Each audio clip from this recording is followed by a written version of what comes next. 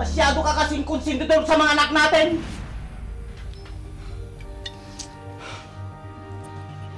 Mahal ko lang ang mga anak natin, Berto. Kailangan natin silang disiplinahin. Kapag may nagawa silang mali, para matuto sila. Oo nga, Berto. Pero wag disiplinang militar ang gawin mo. Wala ka sa kampo. Mas maganda yon para lumaki silang may takot sa akin. Hindi pagdidisiplina ang takutin sila, Berto. Huwag mo akong pangunahan. Ako pa rin ang ama nila. Kahit sinasaktan mo sila at nilalait pa? Tama lang sa kanila yon. Kahit alam mong kulang na nga sa pag-iisip ang panganay nating si Anjo, ganun pa kung itrato mo. Bakit ba kasi tayo nagkaroon ng ganung anak?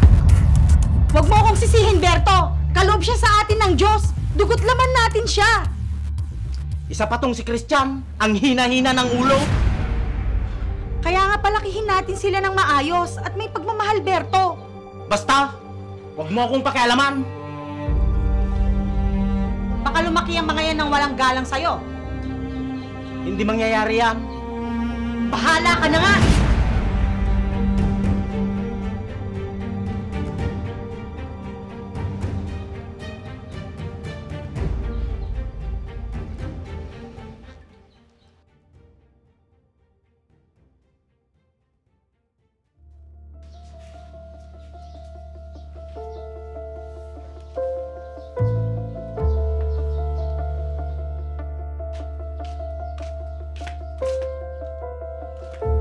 Kuya, anong ginagawa mo dyan? Nakapagluto ka na ba? Tanong mo kay nanay sa loob. Bakit hindi ka rin nagluto? Lasing ka na naman. Puro ka na lang ganyan. Ano na naman ba yan, Christian? Ba't mo pinapatulan tong kuya mo? Matanda na yan, Nay! Huwag niyo na siyang ginagawang bata! Alam mo namang kulang sa pag-iisip tong kuya mo. Intindihin mo na lang siya. Paano naman ako, Nay? Palagi na lang siya yung iniintindi niyo! Ikaw ang matinong anak, kaya ikaw dapat ang umintindi.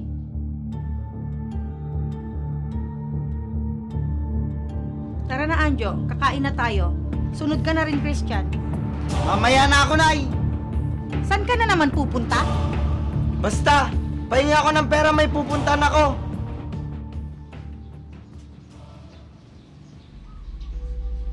O, ito. Christian, umuwi ka rin agad, ha?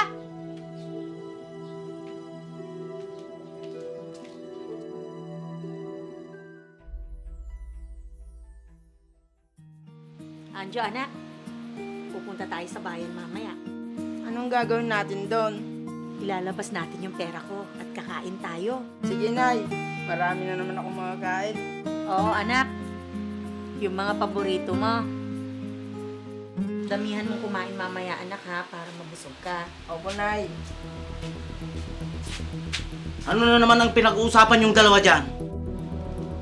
Lasing ka na naman, Berto. Palagi ka na lang ganyan. Eh wala naman akong magagawa. Ini-enjoy ko lang naman ang buhay ko. Simula nung magretiro ka, puro pag-iinom na lang ang inatupag mo. Huwag mo nga akong pakialaman. Pera ko naman ang ginagamit ko, ah. Puro na lang sa ibang tao mo inuubos ang pera mo. Ah, basta. Ikaw, Anjo. Ang laki-laki mo na. Lagi ka pa rin nakadikit sa nanay mo. Pinag-iinitan mo na naman tong anak mo, Berto. Bakit ba kasi ako nagkaroon ng ganyang anak? Bakit ba hindi mo matanggap na anak mo siya, Berto? Simula pagkabata, ganyan na lang kung itrato mo siya. Kaya lumalaki siyang walang galang sa'yo. Anak, wag! Sige, ituloy mo, Anjo. Lalabanan mo na ako, Anjo. Tama na yan! Magbihis ka na, Anjo, at pupunta na tayo sa bayan. Pagsabihan mo ang anak mong yan, lumalaban na sa akin.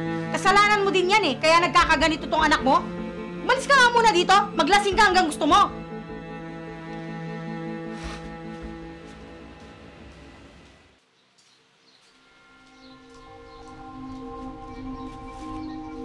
Nay, pahingi nga ako ng pera. Saan ka na naman pupunta, Christian? May pupuntahan kami ng tropa ko. Akin na yung pera, ha? Oh, ito. Baka lasing ka na naman pag uwi mo, ha? Hindi. Saan ka na naman pupunta? Diyan lang. Wala ka ng galang sa akin ah. Bakit, Tay? Dapat ba kayong igalang? Christian, Oo, dahil ama mo ako. tama na yan. Kailan ka naman naging ama sa amin ni Kuya? Nawawalan ka na ng galang sa akin ah. Sige, saktan mo ako. Diyan ka naman magaling. Sige, ituloy nyo. Ganyan naman kayo simula pa nung bata pa kami. Christian, Berto, tama na yan. Simula nung namulat ako, kami ni Kuya, puro na lang panlalait at pananakit yung naranasan namin sa'yo. Christian! Anjo! Hindi nyo ba alam na darating ako ngayon? Hindi po, Tay. Siguro puro barkadang inatupag mo, Christian, kapag nasa destino ako. Hindi naman po, Tay. At ikaw, Anjo, mag-ayos ka nga. Para kang ewan. Bakit ba ako nagkaroon ng anak na kagaya ninyo? Ba't ganyan ang tingin mo sa akin, Christian? Lalabang ka ba? Hindi po, Tay. Ayus-ayusin mo ang pag-aaral mo. Mababa daw ang grado mo, sabi ng nanay mo. Opo, Tay. Palibasa kasi, mahina ang ulo mo! Berto, bakit mo pinagsasabihan ng ganyan ng mga anak mo, ha? Eh, totoo namang mahina ang mga ulo nila.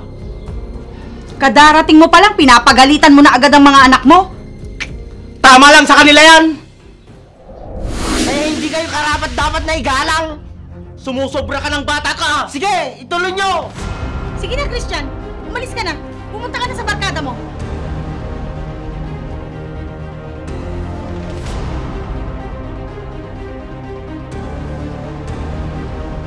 Ikaw kasi, kinakampihan mo yung mga anak mo, kaya lumalaki silang ganyan. Ikaw ang may mali sa pagpapalaki sa kanila, Berto. At bakit naman ako? Dinidisiplina ko lang naman sila. Mali ang ginagawa mong pagdidisiplina sa kanila, Berto. Tinatakot mo lang sila. Huwag mo nga silang ipagtanggol, kaya lumalaki silang walang galang. Imbis na pagmamahal at pag-aaruga ang pinapakita mo sa kanila, puro na lang panlalait at pananakit ang ginagawa mo. Anak ko lang sila, kaya gagawin ko kung ano ang gusto ko. Oo, anak mo sila. Kaya dapat mo silang alagaan at gabayan. Huwag mo nga akong pangaralan. Alam ko ang ginagawa ko. Alam? Hindi ka nga ginagalang ng mga anak mo. Oh, saan ka na naman pupunta? Lalasin ka na naman? Oo, bakit? May problema ba?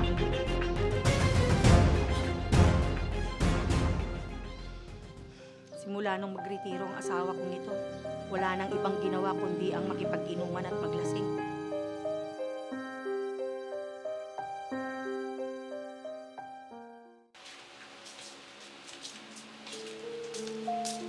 Oh, Berto, bakit parang ang tamlay mo? Parang nanghihinang katawan ko. Bakit anong nangyayari sa'yo?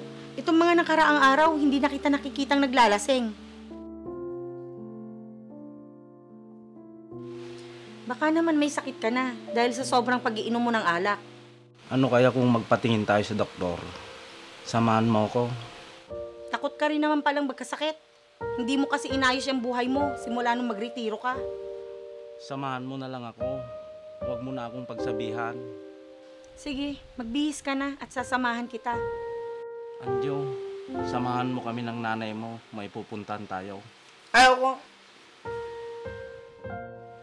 Hayaan mo na siya, Berto. Ako na lang ang kakausap sa kanya. Ang layo na talaga ng loob sa akin ng mga anak ko.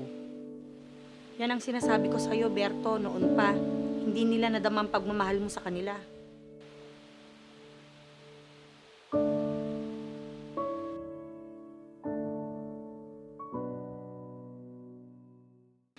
Ganda panood natin ah.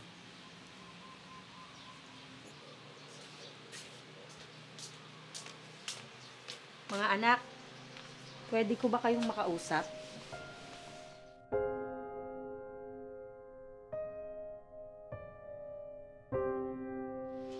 Sana mapatawad niyo siya sa mga hindi magandang nagawa niya sa inyo. Lalong-lalo ka na, Christian. Ewan ko, Nay. Parang wala akong nararamdamang awa pag nakikita ko siya. Huwag anak, dahil siya pa rin ang tatay mo. Di na ba siya gagaling, Nay? Hindi na, Anjo. Tama lang sa kanya yon. Di naman namin naramdaman na minahal niya kami. Puro panlalait at pananakit yung naranasan namin sa kanya. Oo nga, Nay. Saan ka pupunta, Christian? Gusto ko munang mapag-isa, Nay, at makapag-isip-isip. Sige anak, kung yan ang makakabuti sa'yo.